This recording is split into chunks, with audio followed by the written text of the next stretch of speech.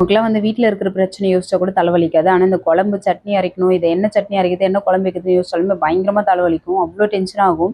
யோசிச்சுட்டு உட்காந்துட்டே இருந்தேன். நேத்து வந்து சுண்டல் அவிச்சு வச்சிருந்தேன். சாமி கும்பிட்டுட்டு அந்த சுண்டல் அப்படியே இருந்து ஃப்ரிட்ஜில போட்டு மூடி வச்சுட்டேன். சரி அடுத்த நாள் வந்து குழம்பு வச்சுக்கலாம்னு சொல்லிட்டு அதையே ரெடி பண்ணிட்டேன். இதுதான் இருக்கே நம்ம ஏன் இது இவ்வளோ நேரம் யோசிச்சுட்டு இருந்தோம்னு சொல்லிட்டு அதை எடுத்து ரெடி பண்ணிட்டேன். கொஞ்சமா சோம்பு போட்டிருக்கேன். இஞ்சி, பூண்டு, வெங்காயம், தக்காளி எல்லாத்தையும் போட்டு அரைச்சிக்கிறேன். கொஞ்சம் எண்ணெய் ஊத்திட்டு, அதுக்கப்புறம் சோம்பு திரும்ப போட்டுட்டு, அரைச்சு வச்ச விழுது அது கூட சேர்த்துட்டேன். கொஞ்சமா சால்ட் போட்டிருக்கேன். ஒரு 2 உருளைக்கிழங்கு வந்து கட் பண்ணி போட்டிருக்கேன். சன்னா வந்து அவிச்சு வச்சதையும் அது கூட சேர்த்துக்கிறேன். உருளைக்கிழங்கு போடலாம் வந்து சப்பாத்தி பூரிக்கு சாப்பிட்ற மாதிரி இருக்கும். இதுனா சாதத்தோடு சாப்பிட்டா கரெக்டாக இருக்கும். 2 ஸ்பூன் வந்து மிளகாத்தூள் போட்டிருக்கேன். காரம் எந்த அளவுக்கு வேணுமோ அந்த அளவுக்கு அட்ஜஸ்ட் பண்ணிக்கலாம். தண்ணி ஊற்றியும் வந்து வேணுன்ற அளவுக்கு வந்து அட்ஜஸ்ட் பண்ணிக்கலாம். குழம்பு வந்து கொதிச்சுட்டு இருக்கு. அதுக்குள்ளே வந்து அடுப்பு க்ளீன் பண்ணி தொடச்சிக்கிறேன். இல்லைனா ஈவினிங் வரும்போது நம்ம தான் அந்த வேலையை செய்யணும். இது வந்து சேர்த்து செஞ்சுட்டு அதுக்கப்புறம் இருக்கிற வேலையை கொஞ்சம் ஃப்ரீயாக பார்த்துக்கலாம். பசங்களும் வந்து ரெடி ஆகிட்டு இருக்காங்க. நான் குழம்பு வந்து வேறு பாத்திரத்தில் மாற்றிட்டேன். கீரை வந்து வச்சுருக்கேன். கீரை கூட்டு மாதிரி பண்ணிவிட்டு நேற்று வச்சு சாம்பார் கொஞ்சம் இருந்தது. நல்லா சுண்டிடுச்சு. அந்த சாம்பார் வச்சுட்டு அதுக்கப்புறம் வந்து கீரையை வச்சுட்டு நான் சாப்பாட்டுக்கு வந்து ரெடி பண்ணிவிட்டேன். காலைல டிஃபன்லாம் எதுவுமே செய்ய மாட்டேன்.